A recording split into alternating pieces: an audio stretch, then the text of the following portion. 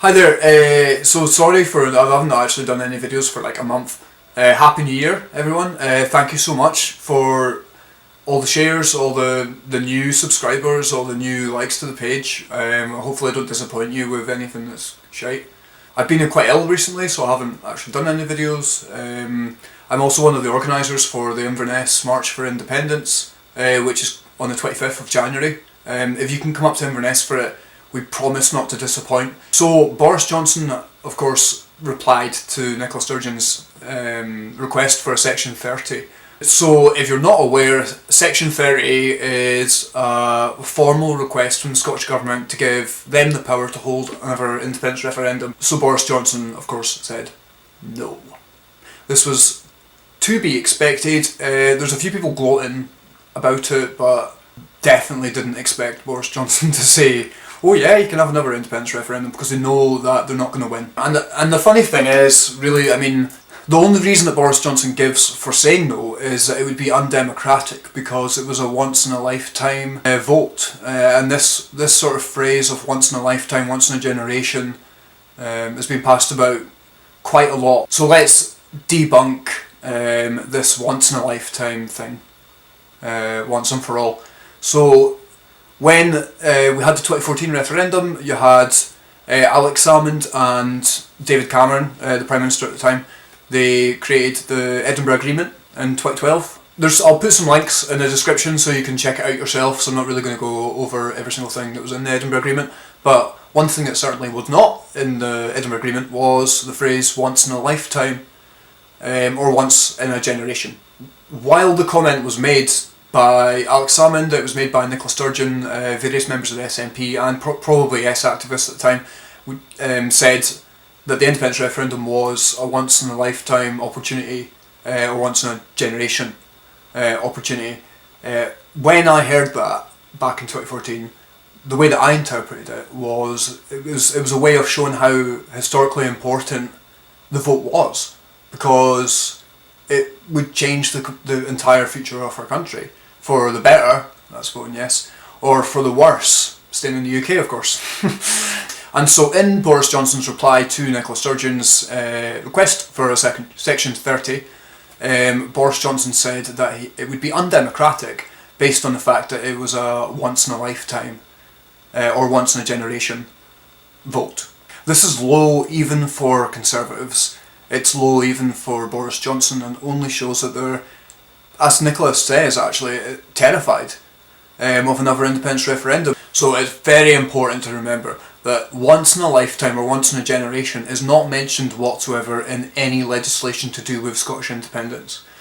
It's been a passing comment, it's been used, in my opinion, and I'm sure this was their intention, to signify the importance of the vote. It doesn't say that the question can't be revisited if there's a material change in circumstances, for example leaving the EU against our will. So as I said, we'll have links in the description so you can check this out yourselves. So after the 2014 referendum, where obviously Scotland voted no for independence, which is probably one of the most stupid decisions we've ever made, but there was a thing called the Smith Commission that came out, and the Smith Commission doesn't actually state at all that the independence referendum was a once in a lifetime opportunity, and it actually states quite the opposite.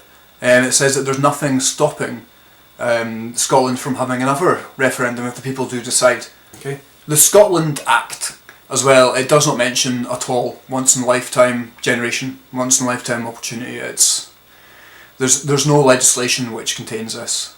And the funny thing is actually Boris Johnson in the general election in December, he said to the Daily Express that this would be a once in a generation vote, once in a generation election. And I mean, of course, it's like Tories to be hypocritical, but this is so blatantly hypocritical. It's just a wee bit funny, I think.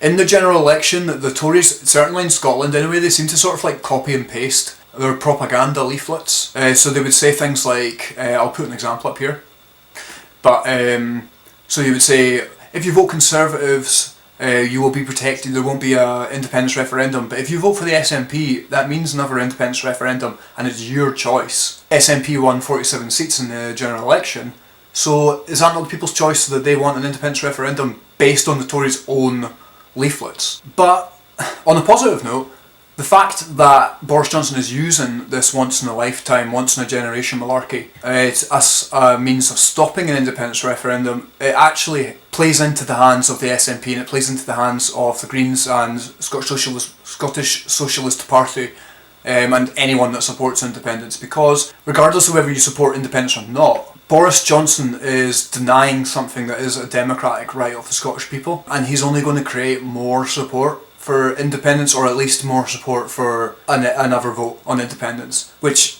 to be honest, let's be honest, it's inevitable. We're going to have an independence referendum. I'll be doing another video on why, as a great activist, Craig Murray, says, it's not so much an issue with domestic law, it's more international law and international recognition of Scotland as an independent nation. We need to throw away this concept that Scotland is only going to get an independence referendum with the permission of the British government. I mean, did England request permission from the EU to have Brexit? Absolutely not. Also, a wee quick point, there's a wee thing in Westminster called EVIL, English votes for English laws. EVIL. Which means, well, it's quite self-explanatory. It means that any law that affects England is only voted on by English MPs opposed to any Welsh or Northern Irish or Scottish MPs. The issue of Scottish independence solely obviously lies with Scotland.